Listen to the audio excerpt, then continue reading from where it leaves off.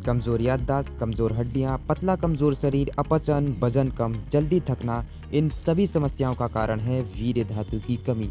आज की ये वीडियो उन सभी युवाओं के लिए है जिन्होंने अनजाने में अपना अत्यधिक वीर्य नाश कर दिया है और अभी भी कर रहे हैं। तो आज की वीडियो में हम आपको बताएंगे वीर्य कितना महत्वपूर्ण होता है और अंत में कुछ ऐसे तरीके भी बताएंगे जिनकी मदद से आप अपने वीर्य को शरीर में रोक भी पाएंगे और वीर्य की कमी से होने वाली समस्या में भी कारगर सिद्ध होंगे। आज की वीडियो को शुरू करने से पहले हम आपको एक जानकारी बता देना चाहते हैं कि इस समय हमारा भारत अश्लील वीडियो देखने में लगभग चौथे नंबर पर आ चुका है। खास बात यह नहीं है कि हमारा भारत पहले, दूसरे या तीसरे नंबर पर नहीं है। खास बात यह है कि हमारे भारत में ज़्यादातर लोग जो अश्लील वीडियो देखते हैं उनकी आयु लगभग 13 से 25 के बीच में है और यह वही अवस्था होती है जिसमें हमारी सप्त धातुएं सबसे तेजी से वृद्धि करती हैं। आपको पता होना चाहिए कि हमारा शरीर सप्त धातुओं से बना होता है। सबसे पहले हम खाना खाते हैं, उससे रस बनता है, रस से रक्त, रक्त से मांस, मांस से मेद, मेद से अस्थि, अस्थि से मज्जा और मज्जा से वीर्य बनता है।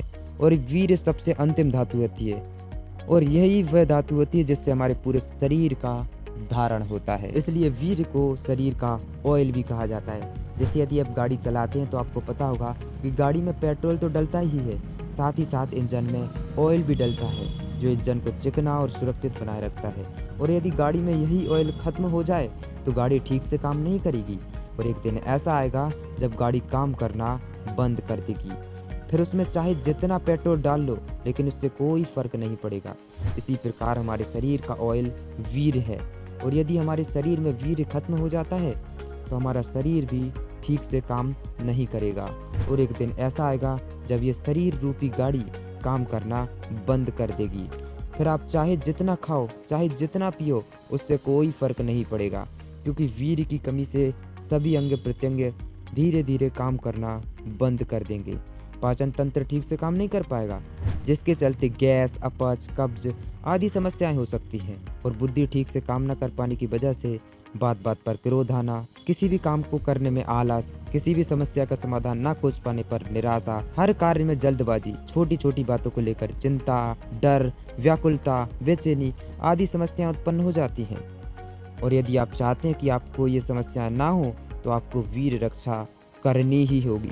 लेकिन इस वीडियो में कई सारे लोग ऐसे होंगे जिन्होंने अपना बहुत सारा वीर्य नाश कर दिया है।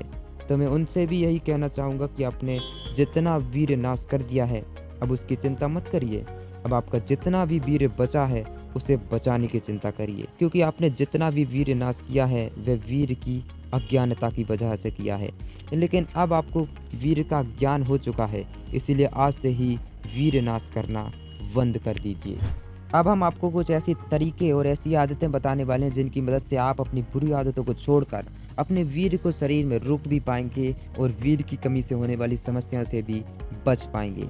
लेकिन सबसे पहले आपको अश्लील वीडियो देखना बंद करना होगा क्योंकि जब तक आप अश्लील वीडियो देखना बंद नहीं करेंगे तब तक इन क्रियाओं का कोई लाभ नहीं होगा जो हम आपको बताने वाले हैं।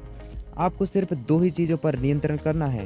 पहला, किसी भी माध्यम से अश्लील चित्र नहीं देखना है और दूसरा, किसी भी माध्यम से वीर्य नाश नहीं करना है।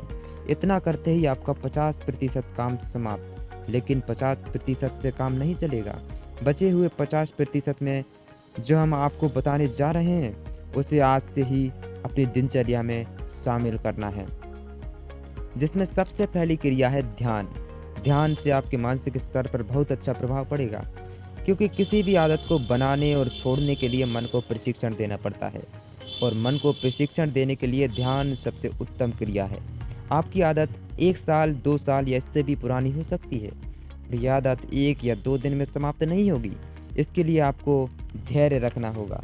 इसीलिए हमने सबसे पहले आपको ध्यान क्रिया बताई क्योंकि ध्यान से धैर्य, जागरूकता, शांति और भी कई लाभ होंगे आपको।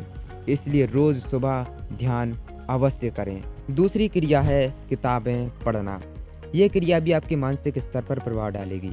किताबें पढ़ने से आपके दिमाग से अश्लील और नकारात्मक विचार धीरे धीरे बाहर निकलने और उनकी जगह सकारात्मक विचार प्रवेश कर जाएंगे।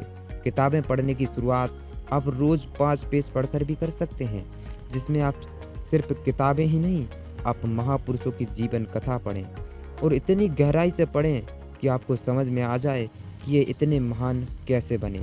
तीसरी क्रिया है प्राणायाम। प्राणायाम से आपके मानसिक और शारीरिक दोनों स्तर पर प्रभाव पड़ेगा, क्योंकि हम जब साधारण सांसें लेते हैं तब हम सांसों पर ध्यान नहीं देते, जिसके कारण सांसें तो चलती रहती हैं, लेकिन छोटी सांसें होने की वजह से हमारे पूरे शरीर को ऑक्सीजन नहीं मिल पाता। और यदि हम प्राणायाम करते हैं तो हमारे शरीर की एक एक कोशिका में ऑक्सीजन की पूर्ति हो जाती है। प्राणायाम के बारे में और अधिक जानकारी के लिए आप इस पीडीएफ को पढ़ सकते हैं, जिसमें आपको प्राणायाम के बारे में सभी जानकारियां बताई गई हैं कि प्राणायाम कब करना चाहिए, प्राणायाम करने में क्या क्या सावधानी रखना चाहिए, कौन कौन से प्राणायाम से क्या क्या लाभ होंगे आदि।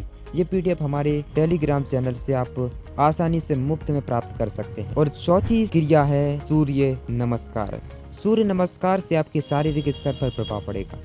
सूर्य नमस्कार एक पूर्ण व्यायाम है, क्योंकि इससे आपके पूरे शरीर का व्यायाम हो जाता है। सूर्य नमस्कार से समस्त पेट की मांसपेशियां, श्वसन प्रणाली और रीढ़ की हड्डी और भी अन्य आंतरिक अंगों पर प्रभाव पड़ता है, जिसके चलते पाचन तंत्र, श्वास रोग, कमर दर्द आदि समस्याएं दूर हो जाती हैं। तो आज की वीडियो में बस इतना ही।